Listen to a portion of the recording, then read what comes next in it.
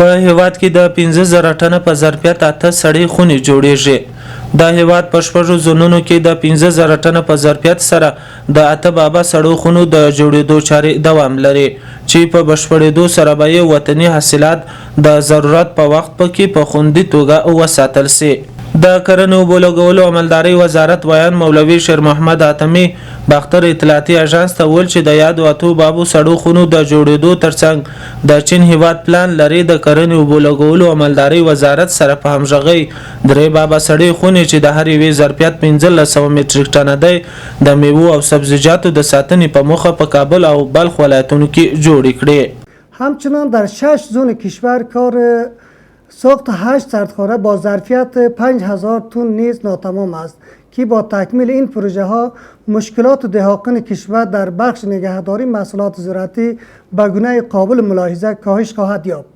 همچنان در نظر است تا 3 سردخانه برای میوه‌جات و سبزیجات در ولایت‌های کابل و بلخ از سوی کشور چین نیز ساخته شود که ظرفیت هر یک این سردخانه ها 1500 متریک تن خواهد بود. حاتمي وویل چې د کرنې او بولګولو عملداري وزارت پلان لري ترڅو 6 بابا نورې سړې خونې چې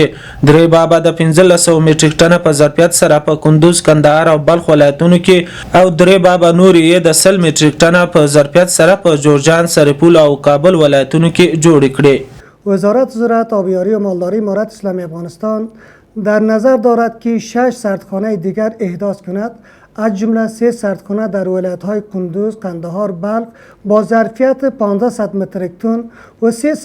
سردخانه دیگر در ولایت‌های جوزجان، سرپول و کابل با ظرفیت 100 متریک تن ساخته خواهد شد. ورته مهال د کابل او لغمان ولایتونو دوه تنه اوسیدونکو چې کابل کې د میوه او سبزیجاتو په منډۍ کې میوه خرڅوي باختر اطلاعاتي اژانس ته په هیواد کې د سړو خونو جوړېدل اړین یاد کړل او ویل اوس مهال چې د هیواد په مختلفو ولایتونو کې سړې خونې جوړې شوي تر ډیره پکښې وطني میوه او نور سبزیجات ساتل شوي او اوس مهال چې د ژمي موسم دی په بازارونو کې میوه او سبزیجات په مناسبو قیمتونو پیدا کیږي. نوم جبار وروره مخکې نه و ډېر پیشرفت کړی په دې وروره چې اوس شکر الحمدلله خپلې ساتخانې دي که په اوړي کې ورکې کېدي ژمي ته راوځي د ټول وطن کار په مخ روانېږي و دا ډېر ښه کار شوی دی وروره او ډېر خپل دې وطن دی هغه نه ده د جلال آباد کې د نورو ځایو کې په دې خپل کابل کې ساتخانې ښې زیاتې دي خپل مال خوندي کوی شي که د خارج مال راشي دلته خوندي کېږي وروره نو الحمدلله خپل د وطن کار ډېر په مخ روان شوی دی وروره. ډېره مننه. د میوو یا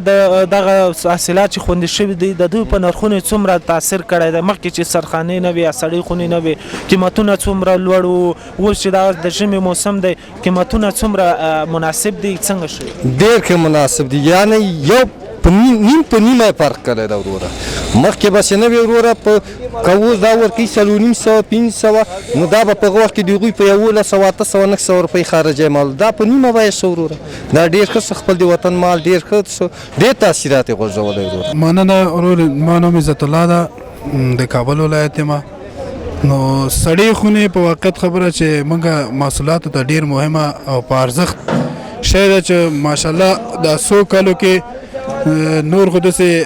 شخصي سړې خونې هر چا په خپلو پیسو باندې جوړې کړې وې. دا سردخانې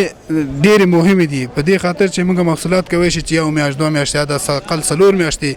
داسې محصولات لرو چې حدود په 6